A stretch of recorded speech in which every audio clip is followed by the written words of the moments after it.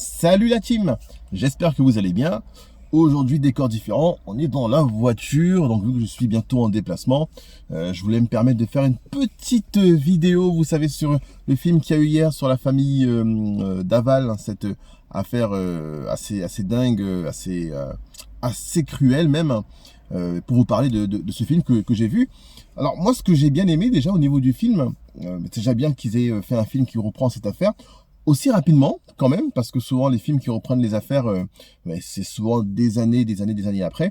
Comme sur Netflix, il y avait un film, un reportage sur la famille Grégory par exemple, mais c'était arrivé déjà bien après. Donc là, l'affaire date d'il y a à peu près 5 ans, donc c'était plutôt intéressant de voir quelque chose par rapport à ça.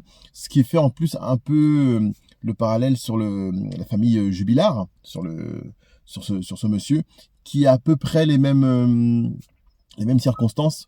On pense que c'est lui, alors bien que sa femme, c'est pas par rapport à, c'est pas une joggeuse, elle est pas partie courir, mais bon, on pense que sur une affaire de séparation, de crise de couple, eh ben, il n'y a pas encore d'éléments, mais tout porte à croire que Monsieur Jubilard serait peut-être l'auteur présumé des faits. Ce qui, à mon humble avis, je suis ni policier ni rien du tout, mais moi je pense que c'est lui. Ça n'est que mon avis. Concernant la famille Daval, ce que j'ai bien aimé au niveau de ce film-là, c'est que le film nous plonge tout de suite, dès le début de la disparition de sa femme, dès le début de l'intrigue. J'avais peur qu'au début du film, on nous parle trop de leur jeunesse, une histoire d'amour, machin, machin. Au moins là, on est tout de suite plongé au cœur du film. Et à la rigueur, des moments intéressants de leur vie, en fait, ont eu lieu pendant le film, où ils ont eu quelques flashbacks, quelques souvenirs. Au niveau de la ressemblance des acteurs, le monsieur Daval, lui, était plutôt bien réussi. Très bon jeu d'acteur. Il faut avouer que c'était pas facile forcément pour lui de refaire les mêmes mimiques quand vous savez, il fait semblant de pleurer quand il fait sa tête comme ça là. Donc ça c'est extraordinaire de rejouer ce moment-là. Donc ça c'est quelque chose qui a vraiment été plutôt bien fait, bien amené. Par contre, le niveau du jeu d'acteur, au niveau des parents d'Aval, au niveau des parents de la fille, le frère et la sœur, j'ai pas trouvé le jeu intéressant. Très honnêtement, j'ai même trouvé la prestation assez naze.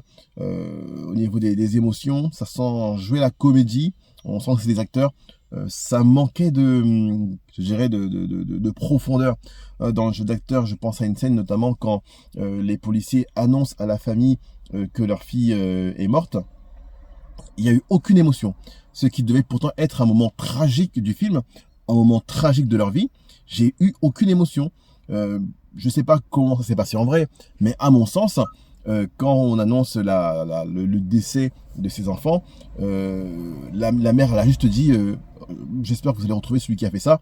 Mais il n'y a pas eu d'effondrement, il n'y a pas eu de cris. Enfin, je pense que dans la réalité, ils se sont effondrés quand même. Enfin, quand on annonce que votre fille chérie, que vous recherchez depuis 24 heures, est morte, je ne pense pas que vous restez juste de marbre debout.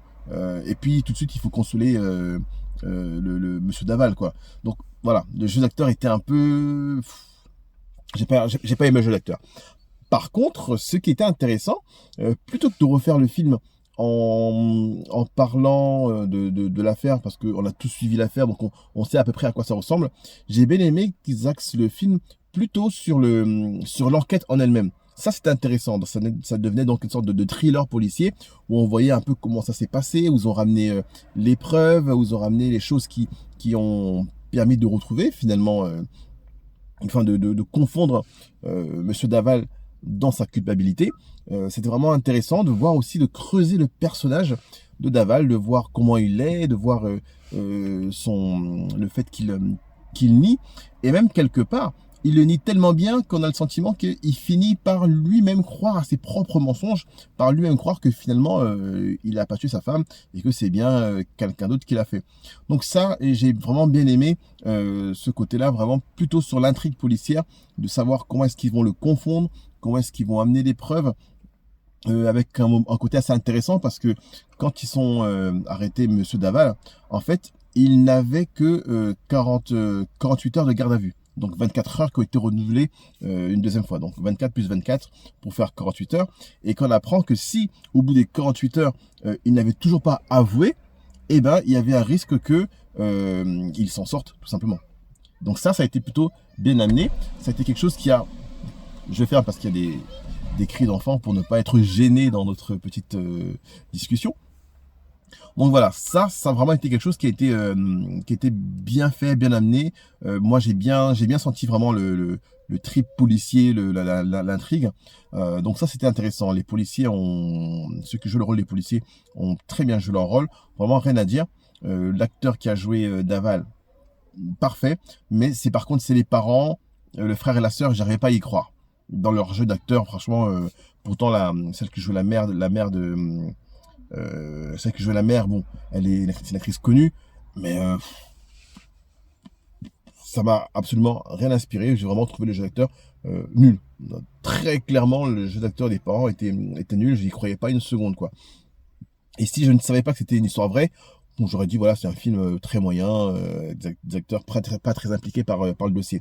Mais voilà, c'est vraiment ce qui est intéressant, c'est de voir vraiment le cheminement de l'enquête au fur et à mesure quand il trouve les preuves, quand il trouve le corps, quand Monsieur Daval nie la crémation du corps, donc nie le fait de l'avoir brûlé et qu'il avoue à la fin. C'est quelque chose d'assez important hein, quand même, parce que moi j'avais oublié qu'il avait reconnu, je savais qu'il niait, bien qu'on était tous convaincus que c'est lui qui avait brûlé le corps, mais je me rappelle que quand j'avais suivi cette affaire, je ne me rappelle pas qu'il avait avoué. Donc en fait, c'est ensuite grâce en suivant le film, j'ai vu qu'en fait, il avait avoué que c'est lui qui avait bien procédé à la crémation.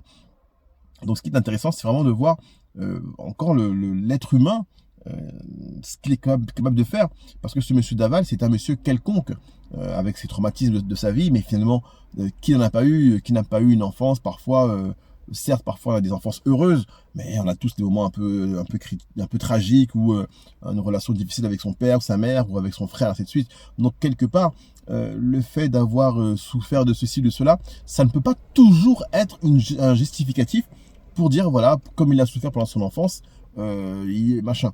Donc, on a tous souffert pendant notre enfance, d'accord? On a tous eu des traumatismes, tous eu des blessures. Donc, écoutez, moi, c'était un film que j'ai bien aimé. Je voulais prendre quelques instants pour vous en parler. C'est un film que j'ai bien aimé, mais encore une fois, le jeu d'acteur était vraiment pourri. À plus.